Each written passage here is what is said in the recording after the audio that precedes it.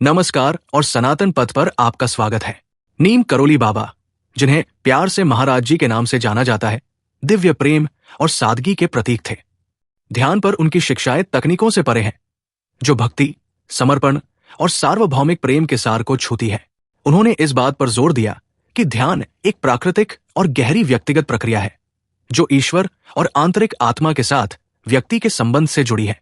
आज हम महाराज जी की गहन लेकिन सरल अंतर्दृष्टि को उजागर करेंगे और उन कहानियों का पता लगाएंगे जो उनकी कृपा और उपस्थिति की गहराई को प्रकट करती है। आइए इस आध्यात्मिक यात्रा पर एक साथ चलें। 1. प्राकृतिक भक्ति और सादगी। महाराज जी अक्सर बताते थे कि ध्यान का अंतिम लक्ष्य जटिल तकनीकों से बंधा नहीं है, बल्कि ईश्वर से जुड़ना और प्रेम का अनुभव करना है। प्रेम के चमत्कार में रामदास ने महाराज जी को ये कहते हुए याद किया, ध्यान का सबसे अच्छा रूप सादगी के बारे में है। भगवान का नाम जपें और सभी से प्रेम करें। ये इस बात को रेखांकित करता है कि महाराज जी के लिए ध्यान केवल दिमाग को नहीं बल्कि दिल को जोड़ने के बारे में था। 2. दिव्य नाम का दोहराव। महाराज जी अक्सर भक्तों को भगवान के नाम के दोहराव के माध्यम से ध्यान करने का निर्देश देते थे। ये विधि, जिसे जप के रूप में जाना जाता है, उनकी शिक्षाओं का केंद्र थी और राम नाम, भगवान राम का नाम के प्रति उनकी भक्ति को दर्शाती थी। जैसा कि उनकी कृपा से वर्णित है, वे कभी कभी कहते थे, आप ध्यान के बारे में क्यों चिंता करते हैं, बस भगवान का नाम याद रखें। 3. दैनिक जीवन में ध्यान। महाराज जी ने उदाहरण दिया कि कैसे ध्यान बैठे अभ्यास से परे है। ये जीवन के सभी पहलुओं में जागरूकता और उपस्थिति के बारे में है। The near and the dear में दादा मुखर्जी ने देखा कि महाराज जी हमेशा जागरूकता की स्थिति में रहते थे, चाहे वे भक्तों के साथ बातचीत कर रहे हों या मौन में। 4. कृपा के प्रति समर्पण। महाराज जी ने जटिल आध्यात्मिक तकनीकों के लिए प्रयास करने के बजाय समर्पण को प्रोत्साहित किया। दिव्य वास्तविकता में उन्होंने भक्तों को याद दिलाया कि जब कोई व्यक्ति का दिल खुला होता है और भगवान के प्रति समर्पित होता है, तो ध्यान की अवस्थाएं स्वाभाविक रूप से उत्पन्न होती है। 5. ध्यान के रूप में मंत्र और प्रेम। महाराज जी के लिए प्रेम ही ध्यान था। वे अक्सर इस अभ्यास को प्रेम के अवतार, सभी में ईश्वर को देखने और दूसरों की निस्वार्थ सेवा करने से जोड़ते थे। इस प्रेम केंद्रित दृष्टिकोण ने ध्यान को सभी के लिए सुलभ बना दिया, चाहे उनकी पृष्ठभूमि कुछ भी हो। जय श्री राम, जय हनुमान। महाराज जी की अन्य आध्यात्मिक हस्तियों के साथ बातचीत अक्सर बहुत ही गहन शिक्षा देती थी, जो उनके दिव्य स्वभाव और सभी मार्गों के प्रति सम्मान को प्रकट करती थी। यहां बेयरफुट इन द हार्ट और बाय हीज ग्रेस से एक कहानी है जो उनकी विनम्रता और कृपा को उजागर करती है। आनंदमयी मां से मुलाकात। एक दिन महाराज जी ने आनंदमयी मां से मिलने का फैसला किया, जो भारत में एक पूजनीय संत थी और जिन्हें आनंद प्रधान मां के रूप में जाना जाता था। दोनों ही बहुत सम्मानित आध्यात्मिक हस्तियां थी और दोनों पक्षों के भक्त उत्सुकता से इस मुलाकात का इंतजार कर रहे थे, क्योंकि उन्हें लगा कि ये एक गहन क्षण होगा। जब महाराज जी आनंदमयी मां के आश्रम में पहुंचे, तो उन्होंने उन्हें बहुत सम्मान के साथ महाराज कहकर अभिवादन किया। उन्होंने तुरंत उनके सामने झुककर उनके चरणों में नम्रतापूर्वक प्रणाम किया। आनंदमयी मां ने अपने सौम्य तरीके से मुस्कुराते हुए कहा, आप मुझे क्यों प्रणाम कर रहे हैं बाबा, आप ऐसे अनुष्ठानों से परे हैं। महाराज जी ने हंसते हुए उत्तर दिया, मां, आप दिव्य मां का अवतार हैं। सभी लोग माता को प्रणाम करते हैं। इसके बाद दोनों संतों ने घंटों बातें की, हंसे और कहानियां साझा की। हालांकि उनकी बातचीत का अधिकांश हिस्सा निजी था और उपस्थित लोगों की समझ से परे था। एक समय पर आनंदमयी मां महाराज जी के भक्तों की ओर मुड़ी और बोली, आप महाराज जी के साथ होने के लिए बहुत भाग्यशाली हैं। वे केवल एक संत नहीं हैं, वे एक सिद्ध व्यक्ति हैं। महाराज जी ने अपने विशिष्ट चंचल अंदाज में उनकी बातों को खारिज करते हुए कहा, नहीं नहीं मां, ये आप ही हैं जो दिव्य है। वे प्रेम और परस्पर श्रद्धा के शब्दों का आदान प्रदान करते रहे, जिससे एकता और अनुग्रह का माहौल बना, जिसने उपस्थित सभी लोगों को गहराई से प्रभावित किया। सबक। ये बातचीत महाराज जी की विनम्रता को दर्शाती है, यहां तक कि महान आध्यात्मिक हस्तियों की संगति में भी, और सभी प्रकार के देवत्व के प्रति उनके अटूट सम्मान को दर्शाती है। उनकी हल्की फुल्की और खुशी लगातार याद दिलाती थी कि सच्ची आध्यात्मिकता अहंकार और पदानुक्रम से परे है। दोनों संतों ने अपने भक्तों को दिखाया कि दिव्यता हर जगह है और अनगिनत रूपों में प्रकट होती है। जय श्री राम, जय हनुमान। महाराज जी को आनंदमयी मां के प्रति गहरा और परस्पर सम्मान था, जो एक संत थी और जिन्हें व्यापक रूप से दिव्य मां का अवतार माना जाता था। एक अवसर पर महाराज जी ने उनसे मिलने का फैसला किया। जब वे पहुंचे तो मां अपने भक्तों से घिरी हुई बैठी थी। महाराज जी चुपचाप अंदर गए और बिना किसी को बताए उनके चरणों में विनम्रता पूर्वक बैठ गए। आनंदमयी मां ने तुरंत उन्हें पहचान लिया। गर्मजोशी से मुस्कुराते हुए उन्होंने कहा, आप हमेशा खुद को छिपाते रहते हैं, आप अपनी दिव्यता को इस कंबल से क्यों ढकते हैं? महाराज जी ने अपने खास अंदाज में हंसते हुए जवाब दिया, मां, आप ब्रह्मांड की मां हैं, आपके सामने दिखाने के लिए मेरे पास क्या है? दोनों संत कुछ देर तक मौन बैठे रहे, बिना शब्दों के संवाद करते रहे। आनंदमयी मां के भक्त उनके बीच फैलती प्रेम और दिव्यता की स्पष्ट ऊर्जा से मंत्रमुग्ध हो गए। जाने से पहले महाराज जी ने मां को अपना आदरपूर्वक प्रणाम किया। मां ने उन्हें आशीर्वाद देते हुए कहा, आप महान कार्य कर रहे हैं, प्रेम और भक्ति का प्रसार कर रहे हैं, लोगों को ईश्वर से जुड़ने के लिए प्रेरित करते रहें।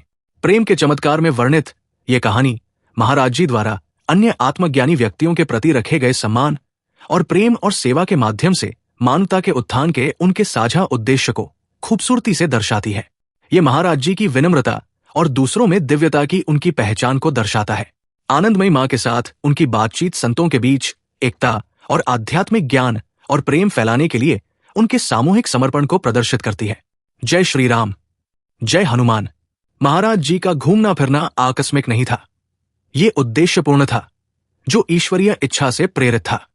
दिव्य वास्तविकता में भक्त बताते हैं कि महाराज जी जहां भी जाते थे चमत्कार होते थे।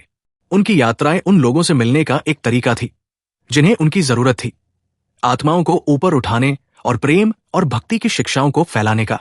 जब महाराज जी यात्रा कर रहे थे तो रेलवे ट्रेन के साथ एक छोटी सी घटना उनकी आध्यात्मिक शक्तियों और करुणा का प्रमाण बन गई। ये कहानी मिरेकल ऑफ लव में बताई गई है। महाराज जी को एक बार एक गांव के पास रेलवे ट्रैक पर बैठे देखा गया था। एक ट्रेन आ रही थी, लेकिन इंजीनियर द्वारा समय पर ट्रेन को रोकने के प्रयासों के बावजूद वो नहीं रुकी। प्रत्यक्षदर्शियों का कहना है कि महाराज जी ने शांति से अपने हाथ से इशारा किया और चमत्कारिक रूप से ट्रेन अचानक रुक गई जहां वे बैठे थे। यह हैरान करने वाला था, क्योंकि ट्रेन के अचानक रुकने का कोई स्पष्ट यांत्रिक कारण नहीं था। इसके बाद महाराज जी को यह कहते हुए सुना गया कि ट्रेन में कोई व्यक्ति मुसीबत में है और उसे मदद की जरूरत है। दरअसल यह पता चला कि ट्रेन में एक व्यक्ति गंभीर रूप से बीमार था और किसी अज्ञात तरीके से महाराज जी ने ट्रेन को रोकने के लिए हस्तक्षेप किया ताकि स्थिति को संभाला जा सके। इस घटना ने ग्रामीणों और यात्रियों को उनकी दिव्य क्षमताओं के प्रति विस्मय में डाल दिया। जय श्री राम, जय हनुमान। बाय हीज ग्रेस में वर्णित एक अन्य भटकने वाली कहानी में महाराज जी एक बार एक भक्त के घर बिना बताए चले गए। अपनी गहरी भक्ति के लिए जाने जाने वाले परिवार के पास उन्हें देने के लिए कुछ भी नहीं था, सिवाय एक टिफिन बॉक्स के जिसमें थोड़ा सा बचा हुआ खाना था। जब महाराज जी ने टिफिन खोला तो वे मुस्कुराए, खुशी से उसे खाया और परिवार को आशीर्वाद दिया। हालांकि जब उन्होंने बाद में टिफिन की जांच की तो वो प्रसाद आशीर्वादित भोजन से भरा था जो चमत्कारिक रूप से प्रकट हुआ था। महाराज जी की उपस्थिति ने उनकी विनम्र पेशकश को एक दिव्य भोज में बदल दिया। ये कहानियां बताती है कि कैसे महाराज जी की सरल विनम्र उपस्थिति में दिव्य कृपा थी, जिसने उनके सामने आने वाले हर व्यक्ति के जीवन को बदल दिया। जय श्री राम, जय हनुमान। एक दिन महाराज जी भक्तों के एक समूह के साथ एक सुनसान जगह पर आग के चारों ओर बैठे थे।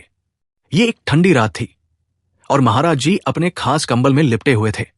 एक भक्त ने गलती से कंबल पर कुछ जलता हुआ कोयला गिरा दिया। भयभीत भक्त कोयले को हटाने के लिए दौड़े।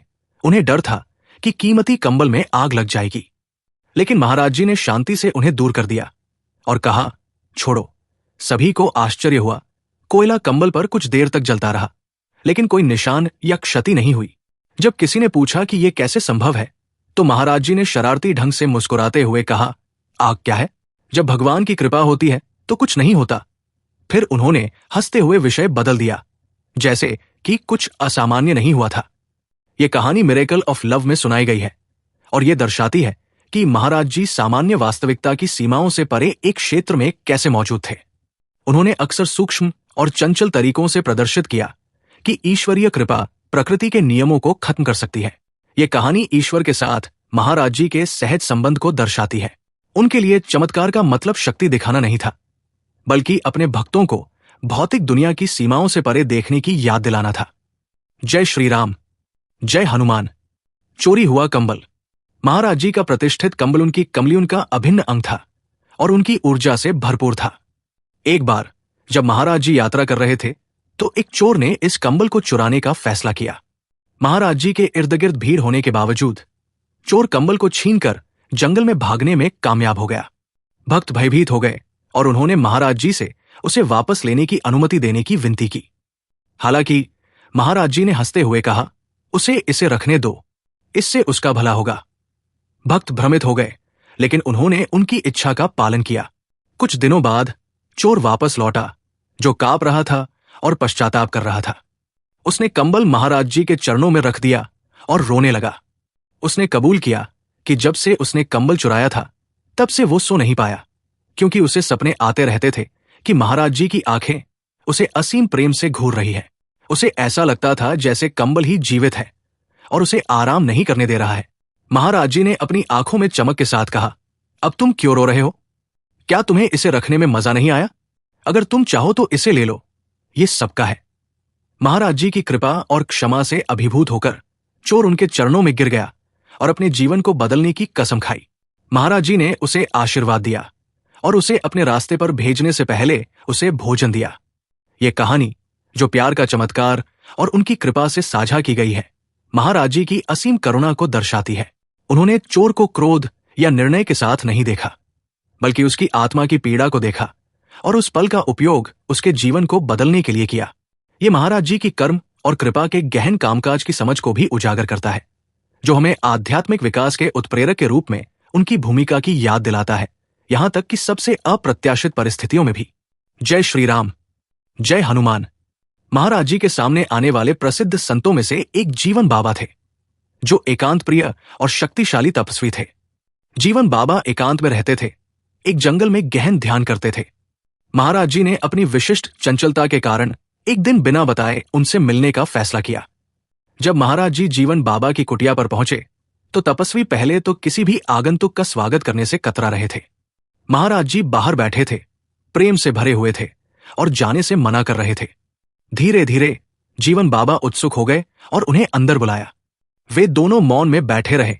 दोनों संतों के बीच एक मौन संवाद हो रहा था। अंत में जीवन बाबा ने चुप्पी तोड़ी और कहा, आप कोई साधारण व्यक्ति नहीं है।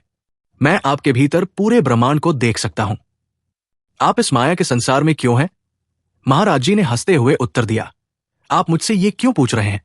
बाबा, आप स्वयं ईश्वर में खोए हुए हैं और कौन समझ सकता है कि ईश्वर दुनिया में ये खेल क्यों खेलता है? दोनों दिल खोलकर हंसे और महाराज जी ने जाने से पहले उनके साथ प्रसाद साझा किया। ये मुलाकात जीवन बाबा के लिए एक गहन क्षण था, जिन्होंने बाद में टिप्पणी की कि महाराज जी एक अद्वितीय संत थे, जो सादगी और अपार आध्यात्मिक शक्ति दोनों को समेटे हुए थे। दिव्य वास्तविकता और प्रेम के चमत्कार में साझा की गई ये कहानी दर्शाती है कि कैसे महाराज जी की उपस्थिति अहंकार से ऊपर उठ सकती है और अन्य महान संतों के साथ भी दिव्य संबंध बना सकती है। ये महाराज जी की विनम्रता और अन्य आध्यात्मिक प्राणियों के साथ गहरे संबंध को उजागर करता है। उनकी बातचीत कभी भी पदानुक्रम के बारे में नहीं थी, बल्कि दिव्य प्रेम को साझा करने और सभी की एकता को स्वीकार करने के बारे में थी। जय श्री राम, जय हनुमान। चाय का चमत्कार।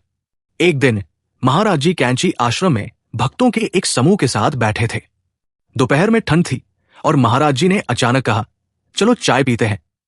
भक्तों ने चाय बनाने की जल्दी की, लेकिन एक समस्या थी, आश्रम में दूध नहीं था। एक भक्त ने महाराज जी से इस बारे में बात की और उन्होंने शरारती ढंग से मुस्कुराते हुए कहा, सड़क पर जाओ, दूध आ जाएगा।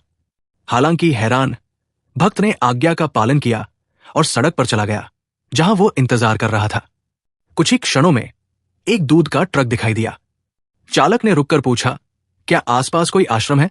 मेरा ट्रक खराब हो गया है और मुझे इस दूध को खराब होने से पहले ही फेंक देना है। क्या आप इसका इस्तेमाल कर सकते हैं? भक्त दंग रह गया, लेकिन कृतज्ञतापूर्वक दूध स्वीकार कर लिया। जल्द ही आश्रम में सभी ने चाय के गर्म कप का आनंद लिया और महाराज जी हंसे, जैसे कि ये दुनिया की सबसे स्वाभाविक बात हो। यह कहानी, जो मिरेकल ऑफ लव और बाय हीज ग्रेस में वर्णित है, महाराज जी की दिव्य समय के साथ घटनाओं को सही ढंग से व्यवस्थित करने की क्षमता को दर्शाती है। चाय के लिए उनका सरल अनुरोध उनके भक्तों के लिए सभी चीजों के परस्पर संबंध को देखने और दिव्य के रहस्यमय तरीकों पर भरोसा करने का अवसर बन गया। महाराज जी अक्सर ऐसे चंचल क्षणों का उपयोग गहरे सबक सिखाने के लिए करते थे। ये उनके भक्तों को विश्वास, समर्पण और खुले दिल से जीने की याद दिलाता है। जय श्री राम, जय हनुमान। टूटे हुए पुल का चमत्कार। एक दिन महाराज जी नैनीताल के पास पहाड़ियों में भक्तं के एक समूह के साथ कार से यात्रा कर रहे थे। जैसे ही वे एक संकरे पुल के पास पहुंचे, उन्होंने पाया कि बाढ़ में वो पूरी तरह बह गया था। नीचे उफनती नदी के कारण उसे पार करना असंभव हो गया था और भक्त चिंतित हो गए। वापस लौटने का मतलब था घंटों की देरी, और यह स्पष्ट नहीं था कि कोई दूसरा सुरक्षित मार्ग है या नहीं। हालांकि महाराज जी कार में शांत बैठे रहे और बोले, आगे बढ़ो, पुल पार करो। भक्त दंग रह गए। लेकिन महाराज जी, उन्होंने कहा, कोई पुल नहीं है। महाराज जी हंसे और दोहराया, पुल पार करो। उन पर भरोसा करते हुए ड्राइवर ने सावधानी से कार को आगे बढ़ाना शुरू कर दिया। सभी को आश्चर्य हुआ। कार सुरक्षित रूप से दूसरी तरफ निकल गई, जैसे कि पुल हमेशा से वहां था। जब उन्होंने पार करने के बाद पीछे देखा तो अभी भी कोई पुल नहीं था, केवल तेज बहती नदी थी। भक्त विस्मय में थे, लेकिन महाराज जी चुपचाप बैठे थे, जैसे कि कुछ भी असामान्य नहीं हुआ था। जब उन्होंने अपना आश्चर्य व्यक्त किया तो उन्होंने बस इतना कहा, आप चिंता क्यों करते हैं, हनुमान जी सब कुछ संभाल लेते हैं। चमत्कारिक प्रेम और दिव्य वास्तविकता में साझा की गई ये कहानी महाराज जी की दिव्य शक्ति में अटूट आस्था और जरूरत पड़ने पर चमत्कार प्रकट करने की उनकी क्षमता को दर्शाती है। ये भक्तों को भय को त्यागने और उच्च शक्तियों पर भरोसा करने का महत्व भी सिखाती है। जय श्री राम, जय हनुमान। समोसे की घटना। भोजन के प्रति महाराज जी का प्रेम, खास तौर पर समोसे जैसे सरल भारतीय स्नैक्स के प्रति उनके भक्तों के बीच जगजाहिर है। एक बार एक भक्त उनके लिए समोसे की एक प्लेट लेकर आया। महाराज जी ने एक समोसा लिया, उसे छोटे छोटे टुकड़ों में तोड़ा और धीरे धीरे खाना शुरू किया, हर निवाले का स्वाद लेते हुए। ये देखकर एक अन्य भक्त ने महाराज जी की सर्वज्ञता की परीक्षा लेने का फैसला किया और मजाक में पूछा, महाराज जी आप क्या खा रहे हैं? बिना किसी पल को चूके महाराज जी ने शरारती ढंग से मुस्कुराते हुए जवाब दिया, मैं अपने भक्तों के पाप खा रहा हूं। इस अप्रत्याशित जवाब से भक्त दंग रह गया। महाराज जी जोर से हंस पड़े और जल्द ही उनके आसपास के सभी लोग भी हंसने लगे। फिर भी हास्य के नीचे उत्तर महाराज जी की गहरी करुणा को दर्शाता था, शुद्ध प्रेम से अपने भक्तों का बोझ उठाने की उनकी इच्छा। जय श्री राम, जय हनुमान। एक और हास्यपूर्ण क्षण, चोरी हुआ लड्डू। एक अन्य उदाहरण में एक भक्त प्रसाद के रूप में एक लड्डू, एक मीठा व्यंजन लाया। महाराज जी ने उसे लिया, उसके टुकड़े किए और आसपास बैठे लोगों में बांट दिया। लेकिन जब एक टुकड़ा बच गया तो महाराज जी ने दूसरे भक्त की ओर मुड़कर मजाकिया अंदाज में कहा, इसे ले लो इससे पहले कि कोई इसे चुरा ले। भक्त हंसे बिना नहीं रह सका, क्योंकि उसे पता था कि महाराज जी ही वो व्यक्ति थे जिन्होंने लड्डू को पहले ही चुरा लिया था और उसमें से ज्यादातर हिस्सा खुद खा लिया था।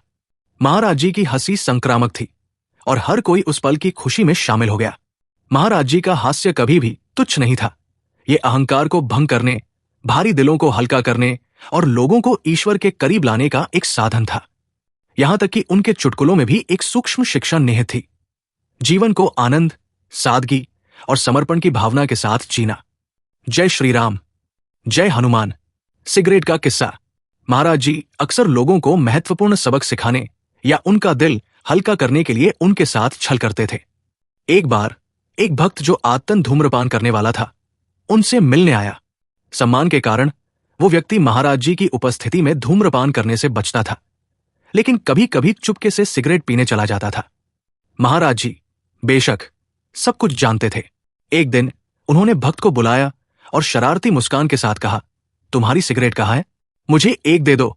भक्त हैरान रह गया, लेकिन मना नहीं कर सका। उसने महाराज जी को एक सिगरेट दी। महाराज जी ने उसे पकड़ा, ध्यान से देखा और फिर जोर से कहा, ये तुम अपने मुंह में डाल रहे हो? ये किस तरह का प्रसाद है? उसने हंसते हुए उसे वापस दे दिया। सभी लोग हंस पड़े और भक्त को शर्मिंदगी और मजा दोनों महसूस हुआ। इस अनुभव ने उसे अपनी आदत के बारे में गहराई से सोचने पर मजबूर कर दिया और आखिरकार उसने इसे छोड़ दिया। जय श्री राम, जय हनुमान। महाराज जी और आम। महाराज जी को भक्तों को उनकी आसक्ति के बारे में चिढ़ाना बहुत पसंद था। एक बार एक भक्त उनके लिए आमों की एक टोकरी लाया और कहा कि ये अब तक के सबसे मीठे आम हैं। महाराज जी ने अपनी आंखों में चमक के साथ कहा, सच में? मुझे देखने दो।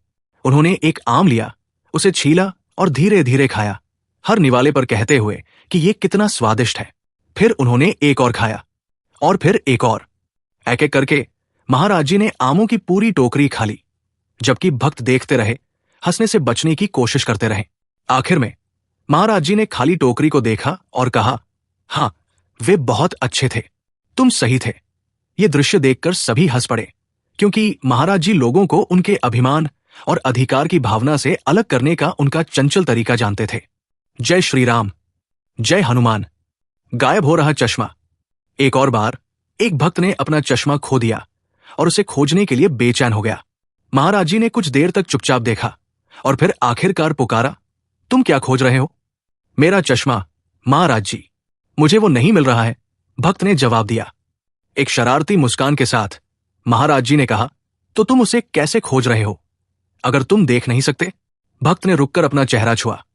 उसे एहसास हुआ कि चश्मा पहले से ही उसकी नाक पर था। सभी लोग हंसने लगे और महाराज जी भी उनकी हंसी में शामिल हो गए। उनकी हंसी से कमरा भर गया। यह क्षण हालांकि मजेदार था, लेकिन जागरूकता और मनन के साथ जीने की याद दिलाता था। महाराज जी का हास्य दिव्य चंचलता और गहन शिक्षा का मिश्रण था, जिसका उद्देश्य हमेशा अहंकार को खत्म करना और आत्माओं को ऊपर उठाना था। जय श्री राम, जय हनुमान। नीम करोली बाबा की दिव्य कृपा और गहन ज्ञान की खोज की इस यात्रा में मेरे साथ जुड़ने के लिए धन्यवाद। उनकी कहानियां हमें याद दिलाती है कि प्रेम, सेवा और समर्पण हमारे जीवन को अकल्पनीय तरीकों से बदल सकते हैं। अगर आप उनकी शिक्षाओं से प्रेरित महसूस करते हैं या अगर उनके जीवन ने आपके दिल को छुआ है, तो इस वीडियो को लाइक करना न भूलें और इसे दूसरों के साथ साझा करें, जिन्हें उनके संदेश में सांत्वना और खुशी मिल सकती है। और जाने से पहले बाबा के शब्दों को याद रखें, सभी से प्यार करो, सभी की सेवा करो और भगवान को याद रखो। जय बाबा नीम करोली।